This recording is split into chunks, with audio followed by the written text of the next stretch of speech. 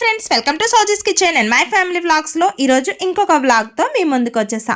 ఈరోజు మార్నింగ్ మా హస్బెండ్ ఏ షిఫ్ట్కి వెళ్ళిపోయిన తర్వాత ఇంకా పడుకోలేదు. సో మార్నింగ్ అంతా ఇల్లంతా క్లీన్ చేసుకొని ఇంకా బయట వాకిల్ క్లీన్ చేసేసి ఇంకా మా పిల్లల కోసం అయితే గోధుమ పిండి, బెల్లం అలాగే రాగి పిండి కలిపి ఈ విధంగా దోశలా చిన్న చిన్న వేసేసి ఇచ్చేస్తే తినేస్తారు, ప్యాన్ కేక్ అని చెప్తే.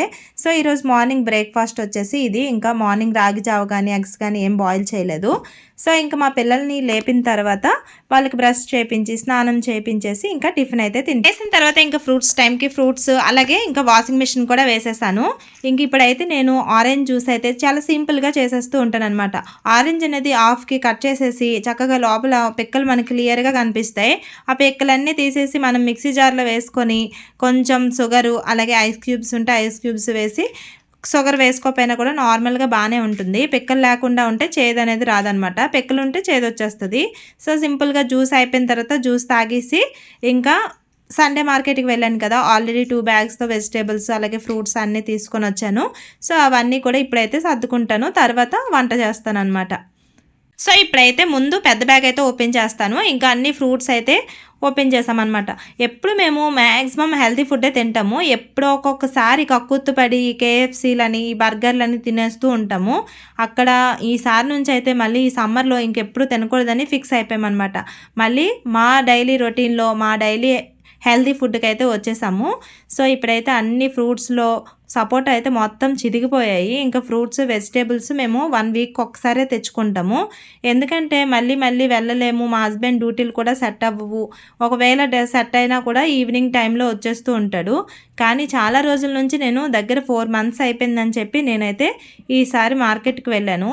ఇంకా అలా కొన్ని కావాల్సిన క్లిప్పులు అవి ఇవి కొనుక్కున్నాను. ఆల్రెడీ మొన్న తెచ్చినవే ఉన్నాయి. కొన్ని పచ్చిమిర్చి ఇంకా ఆల్రెడీ కట్ చేసి నీట్గా ఇలా స్టోర్ చేసుకుంటే మళ్ళీ దగ్గర 10 to 15 days వరకు ఇంకా ఏం పోవన్నమాట. క్యారెట్లు కానీ ఇలా అన్నీ కట్ చేసి రెడీగా పెట్టేసుకుంటాను ఫ్రిడ్జ్లో. ఆల్రెడీ అన్నీ ఉన్నాయి కదా, లేనివి అయితే తీసుకొని వచ్చాను అనమాట. ఇంకా ఈ విధంగా అన్నీ పెట్టేసుకుంటాను అనమాట.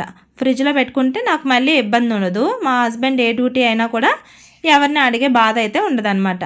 సో ఆఫ్టర్నూన్ లంచ్ కోసం అయితే ఎగ్స్ అయితే బాయిల్ చేస్తున్నాను. ఇంకా eggs curry, next green peas పప్పు అలాగే అప్పడం, ఇంకా కామన్ కదా సలాడ్, రసం, ఇంక ఇవన్నీ కామన్. సో ఈరోజు అయితే చాలా సింపుల్గా లంచ్ అయితే కంప్లీట్ చేసేసాము. ఇంకా మా హస్బెండ్ కూడా ఏ షిఫ్ట్ నుంచి 3:30 అయింది, వచ్చి తినేసి ఇంకా పడుకున్నాడు అనమాట మా పిల్లలతో. ఇంకా ఈవినింగ్ స్నాక్స్కి ఏదో ఒకటి రెడీ చేయాలి కాబట్టి ఇంకా మా పిల్లలు లేసే టైంకి నేనైతే ఒక స్నాక్స్ అయితే రెడీ చేసి ఉంచుతాను రోజు కూడాను. సో ఇంకా వాళ్ళకైతే నిద్ర సరిపోలేదేమో, ఇప్పుడైతే 6:30, 7 అయిపోతుంది. సో ఇప్పుడు ఇంకా లేచిన తర్వాత స్వీట్ కార్న్ అయితే బాయిల్ చేసి రెడీగా పెట్టేశాను అనమాట. ఇప్పుడు మా పిల్లలకి దానికి లైట్గా ఉప్పు కారం నింబు తగిలిస్తే అసలు మామూలుగా ఉండదు కదా. సో ఇంకా ఇష్టంగా తినేస్తూ ఉంటారు అనమాట.